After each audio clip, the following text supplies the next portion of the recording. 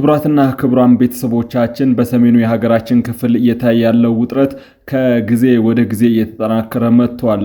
ህወሓት ከፌደራሉ መንግስት ጋር ሊያግባባው የሚችለውና ተሳስሮበት የነበረው የፕሪቶሪያ ሰላም ስምምነት ሙሉ በሙሉ ፈርሷል ብሏል። እጅግ መጠነ ሰፊ የሆነ የጦርነት ዝግጅት እያደረገ እንደሚገኝም ከትግራይ ክልል የወጡ ሰበር መረጃዎች አረጋግጠዋል። ከባባድ የጦር መሳሪያዎችን ከቦታ ቦታ እያንቀሳቀሰ እንዲሁም ወታደሮችን እያዘጋጀ ጦርነት ለመክፈት ሙሉ በሙሉ እንቅስቃሴ እያደረገ እንደሚገኝ ከትግራይ ያገኘናቸው መረጃዎች አረጋግጠዋል። ለ2 ዓመታት የዘለቀው እጅግ አውዳሚው የሆነው የትግራይ ጦርነትን ያስቆመው የፕሪቶሪያ የሰላም ስምምነት ተግባራዊ ይሆናል። ክልሉም ወደ ነባራዊ የሰላም ሁኔታው ይመለሳል ተብሎ እየተጠበቀ የነበረ ቢሆንም ይሁን እንጂ እስካሁን ድረስ ሊተገበር አልቻለም።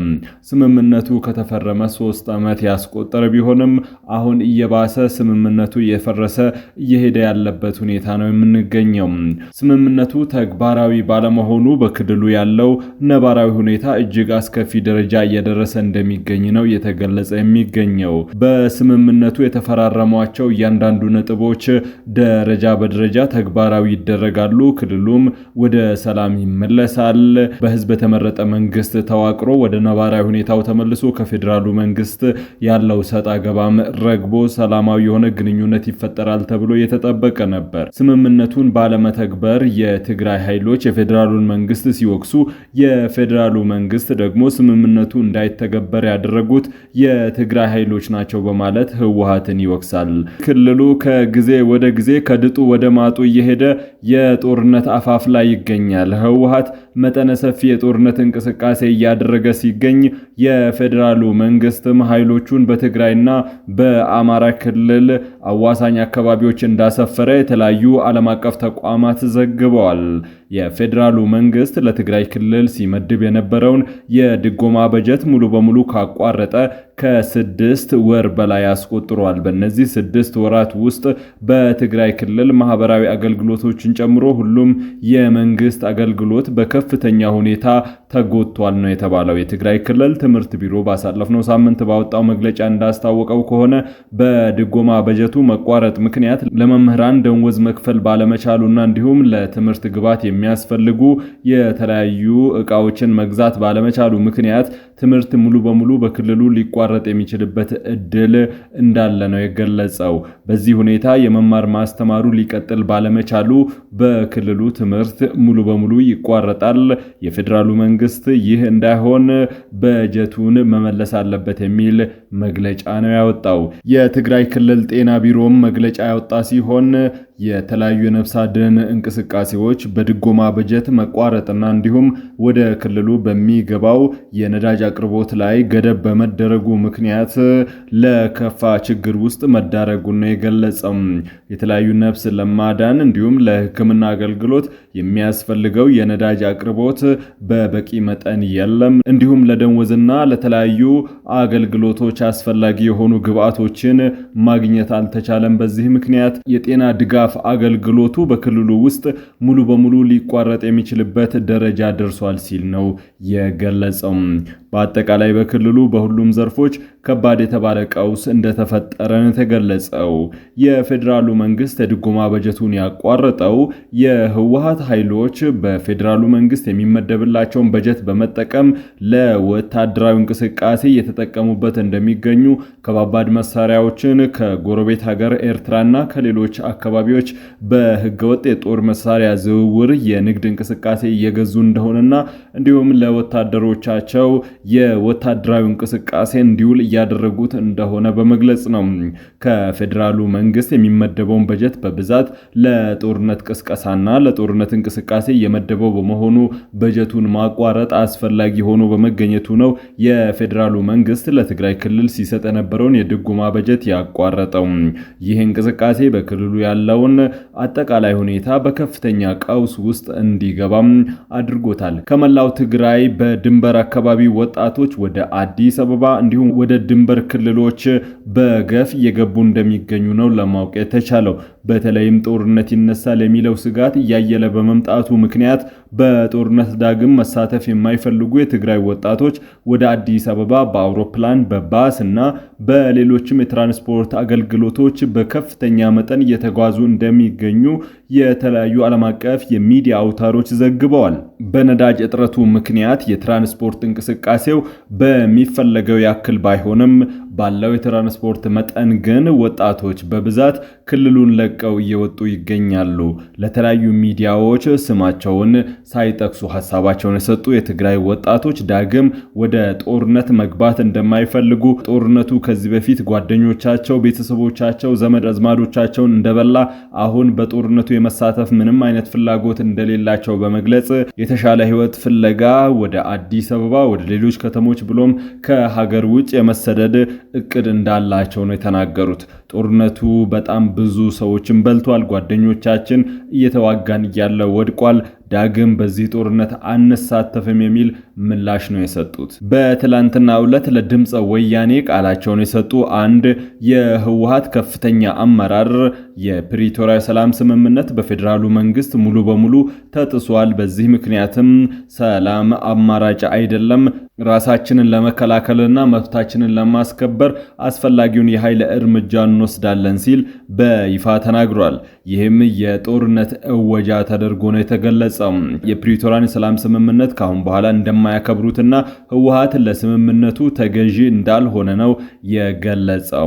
ባለፈው የፌዴራሉ መንግስት በግል ህወሓትን ሳያማክርና ከህወሓት እውቅና ውጪ በሱዳን የሚንቀሳቀሱ ራሳቸውን አርሚ ሰባ ብለው የሚጠሩ የህወሓት ታጣቂ ቡድን አባላትን ወደ 500 ገደማ ናቸው በአዋሽ አርባ የዲዲአር ፕሮግራም ተጠቃሚ እንዲሆኑ አድርጓል በሚል የወጣውን ዘገባ ተከትሎ የትግራይ ክልል ሰላምና ጸጥታ ቢሮ እጅግ በጣም ከባድ ኃይለ ቃላትን በመጠቀም የፌዴራሉን መንግስት ወርፎታል። የፕሪቶሪያውን የሰላም ስምምነት በመጣስ የህወሓት አንዳንድ ኃይሎችን ትጥቅ አስፈታም በሚል ያሰራጩት መረጃ ፍጹም ተገቢነት የሌለው ነው ካለ በኋላ የፌዴራሉ መንግስት ጸብ አጫሪ እንደሆነና ሰላም እንደማይፈልግ በመግለጽ ጅብ ወደማያውቁት ሀገር ሄዶ ቁርበት አንጥፉልኝ ይላል በሚል ኃይለ ቃል ገልጾታል።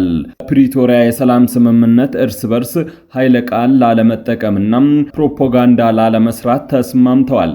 ይሁን እንጂ የፌዴራሉ መንግስት የሚያስተዳድራቸው ብሔራዊ ቴሌቪዥን ጣቢያዎች ህወሓትን የሚገልጹባቸው ቃላት እንዲሁም ለህወሓት ውግንና ያላቸው ህወሓት የሚያስተዳድራቸው መቀመጫቸውን ትግራይ ያደረጉ የሚዲያ አውታሮችና የህወሓትና እንዲሁም የፌዴራሉ መንግስት በይፋ የሚገልጿቸው መግለጫዎች እርስ በርስ የሚጠቀሟቸው ቃላት በፕሪቶሪያ ሰላም ስምምነት እርስ በርስ ፕሮፓጋንዳ ላለመስራትም የተደነገገውን የሚጻረር ነው።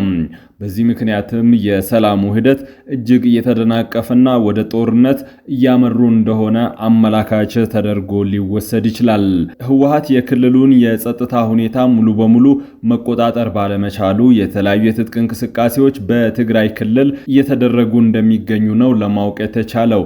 በትግራይ ክልል ታጥቀው የሚንቀሳቀሱ ከህወሓት ቁጥጥር ውጪ የሆኑ በገጠራማ አካባቢዎች አልፎ አልፎ ከተማዎችን የሚገቡ ታጣቂዎች መኖራቸውን ለማወቅ ተችሏል። እነዚህ ታጣቂዎች በህብረተሰቡ ዘረፋ እንደሚፈጽሙ፣ አልፎ አልፎ በህወሓት ታጣቂዎችም እርምጃ እንደሚወስዱ፣ አንዳንዴም የህወሓት ባለስልጣናትን ኢላማ ያደረጉ ጥቃቶችን እንደሚፈጽሙ ከትግራይ የወጡ መረጃዎች አመላክተዋል። በትግራይ ክልል የወረዳ የዞንና ብሎም አንዳንዴ የክልል አመራሮችን ጭምር ኢላማ ያደረጉ የደፈጣ ጥቃቶች በትግራይ ክልል ባለፉት ጊዜያት መፈጸማቸው ነው ለማወቅ የተቻለው። በቅርብ ጊዜ ይህ የትጥቅ እንቅስቃሴ እየተበራከተ መምጣቱን ነው ለማወቅ የተቻለው። በክልሉ ህገወጥ የወርቅ የአደንዛዥ እጽና ሌሎችም ንግዶች በከፍተኛ ሁኔታ መጣጣፋቸውን ተከትሎ በርካታ ቡድኖች ነፍጥ በማንገብ በእነዚህ የንግድ እንቅስቃሴዎች እየተሳተፉ ይገኛሉ። በክልሉ የማፊያ እንቅስቃሴ እየተበራከተ እንደሚገኝ ለማወቅ ተችሏል። እስካሁን ድረስ በተረጋገጠ መረጃ አንድ የዞን ዋና አስተዳዳሪ፣ የህወሓት ከፍተኛ አመራርና እንዲሁም የህወሓት ታጣቂዎች አዛዥ በእነዚህ ቡድኖች በተወሰደባቸው እርምጃ መገደላቸውን ለማረጋገጥ ተችሏል። ከቅርብ ጊዜ ወዲህ በክልሉ የተደራጁ ወንበዴዎች የሚያደርጉትን እንቅስቃሴ ህወሓት ቢደብቅም ከህወሓት ታጣቂዎችና የጸጥታ አስከባሪዎች አቅም በላይ ሆኖ ክልሉን እያናወጠ ብዙ ንጹሃንንም ሰለባ አድርጎ ለብዙ ንብረት ውድመት፣ ለህይወት ህልፈት ምክንያት እየሆነ እንደሆነ ለማወቅ ችለናል። በትግራይና በኤርትራ ድንበር የተፈጠረውን ውጥረት ተከትሎ መከላከያ ሰራዊቱ ከኦሮሚያና አማራ ክልል የጦርነት እንቅስቃሴ ካለባቸው አካባቢዎች በስፋት እየወጣ ወደ ድንበር አካባቢ እየተጠጋ እንደሚገኝ ከዚህ በፊት መዘገባችን ይታወሳል። ይህ እንቅስቃሴ በአማራ ክልልና በኦሮሚያ ክልል ያለውን የጸጥታ ሁኔታ አሳሳቢ እንዲሆን አድርጎታል። በሰሞኑ በደቡብ ጎንደር የፋኖ ታጣቂዎች መከላከያ ሰራዊቱ አካባቢውን ለቆ መውጣቱን ተከትሎ አካባቢውን በመቆጣጠራቸውና በመንግስት የጸጥታ ኃይል አባላትና እንዲሁም በመንግስት አመራሮች ላይ ያነጣጠረ ጥቃት በመክፈታቸው በርካታ የመንግስት አመራሮች መገደላቸው ታውቋል። የዞን አስተዳዳሪ፣ የፓርቲ አመራሮችና እንዲሁም የፖሊስ አዛዥ ጭምር በዚህ የታጣቂዎች ጥቃት ተገድለዋል። ከዚህ በፊት የአካባቢውን የጸጥታ ሁኔታ ተቆጣጥሮ የነበረው መከላከያ ሰራዊቱ በመውጣት ወደ ትግራይ ክልል ድንበር አካባቢ በመንቀሳቀሱ ምቹ ሁኔታ ያገኙት የፋኖ ታጣቂዎች በአካባቢው በሚገኙ የሚሊሻና የአድማ ብተና አባላት ላይ የተቀናጀ ጥቃት በመክፈታቸው የሚሊሻና የአድማ ብተና ኃይሎች የታጣቂዎችን ጥቃት መመከት ባለመቻላቸው ነው ይህ ጉዳት የደረሰው። መከላከያ ሰራዊቱ ወደ ትግራይ አካባቢ በመንቀሳቀሱ ምክንያት የኦሮሚያ ክልልና የአማራ ክልል የጦርነት ቀጠናዎችን እንዲቆጣጠሩና ጸጥታን እንዲያስከብሩ የአካባቢው ሚሊሻዎችንና የአድማ መከላከል ኃይሎችን በማጠናከር አካባቢውን ለመቆጣጠር መንግስት እየሰራ እንደሚገኝ ነው ለማወቅ የተቻለው። ይሁን እንጂ ይህ እንቅስቃሴ ውጤታማነቱ እምብዛም እየሆነ መጥቷል። በዚህ ምክንያት ነው በሰሞኑ የደረሰው ጉዳት ሊስተናገድ የቻለው። ውድ ቤተሰቦቻችን የሰዓቱ ዜና ትንታኔያችን በዚህ አብቅቷል። ከኛ ጋር በመሆን መረጃን ከጥበብ ስለተከታተላችሁ ከልብ አድርገን እናመሰግናለን። በቀጣይ ሰዓት ባልደረባችን እጅግ ወሳኝና ሰበር መረጃዎችን ታደርሳችኋለች። ሰብስክራይብ በማድረግ የደወል ምልክቷን በማብራት የቤቱ አባል ትሆኑ ዘንድ በታላቅ ትህትና ጋብዘን ተሰናበትን። ሰላም።